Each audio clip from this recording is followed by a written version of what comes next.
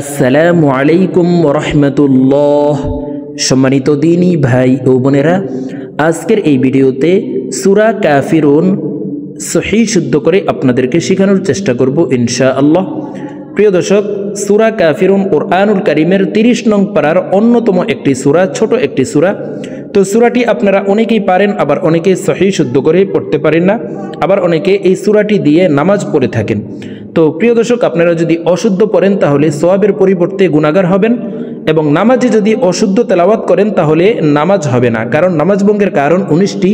এর ভিতরে 1 নম্বর শর্ত হচ্ছে নামাজে শুদ্ধ করে পড়তে হবে, নামাজে অশুদ্ধ করে পড়া যাবে না।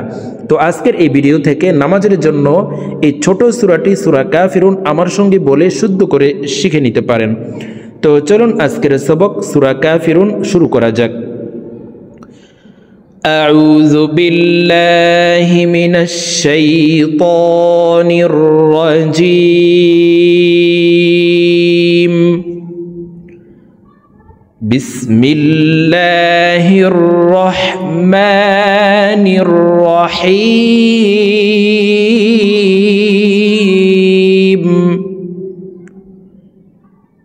قل يا أيها الكافرون।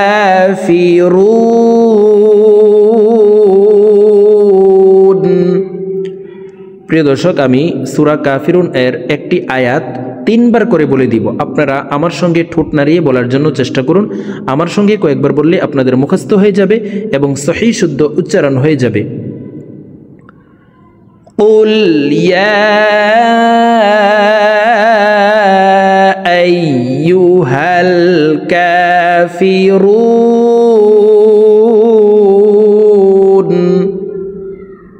আমার সঙ্গে বলুন, قل يا أيها الكافرون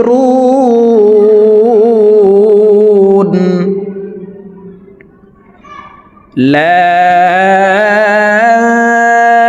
أعبد ما تعبدون।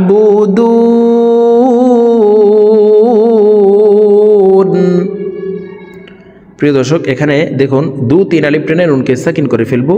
মদের হরফের বামের হরফে ওয়াকফ হইলে মধ্যে আরজি 3 আলিফ টানিয়া পড়িতে হয়। লা আ'বুদু মা তা'বুদুন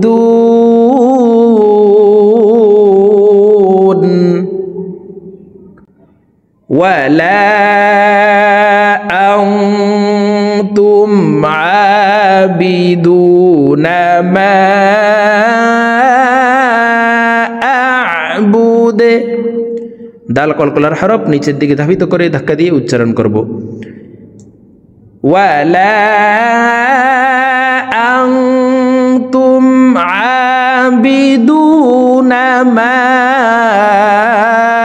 আ'বুদু ওয়ালা আনতুম আবিদুনা মা আ'বুদু ওয়ালা আনা আবিদুম মা আবাদতুম। প্রিয় দর্শক, এখানে এই নুনকে টান ছাড়া পড়তে হবে। নুন আলিফ জবর না, যদিও এখানে জবরের বাম পাশে খালি আলিফ আছে, কিন্তু এই নুনকে টান ছাড়া পড়তে হবে, কারণ আনা মিলা, আনাসিয়া, আনাবু, আনাবা, এই 4 আনা ব্যতীত অন্য কোনো আনাতে টান দেওয়া যাবে না, টান ছাড়া পড়তে হবে। তো এখানে এই 4টি শর্তের ভিতরে একটিও নেই, তাই এই নুনকে আমরা টান ছাড়া পড়ব। ওয়ালা আনা আবিদুম মা আবাদতুম ওয়ালা আনা আবিদুম মা আবাদতুম ওয়ালা আনতুম আবিদুনা মা আ'বুদু ولا أنتم عابدون عابدون ما أعبد ولا أنتم عابدون ما أعبد لكم دينكم ولي دين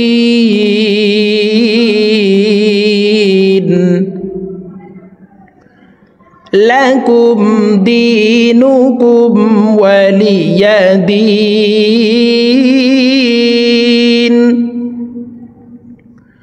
لكم دينكم ولي دين।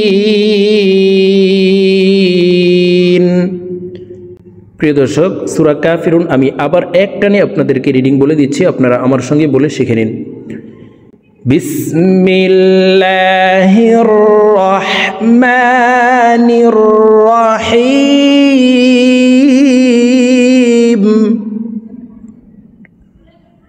قل يا أيها الكافرون لا أعبد ما تعبدون ولا أنتم عابدون ما أعبد ولا أنا عابد ما عبدتم ولا أنتم عابدون ما أعبد لكم دينكم ولي دين